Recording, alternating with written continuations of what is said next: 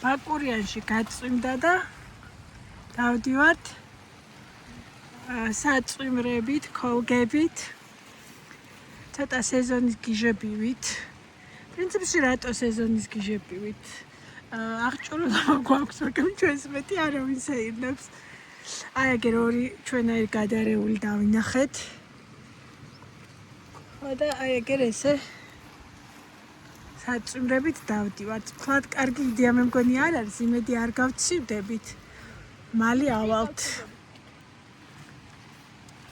ცოტას გავისენებთ, სუფთა ხარს ჩავყვავთ და მალე ავალთ, იმიტომ რომ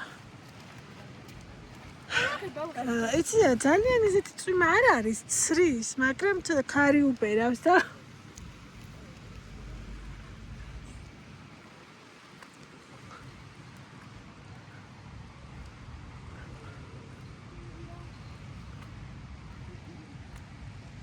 აი ესეთი ნისლი ჩამოწოლილი წვიმს.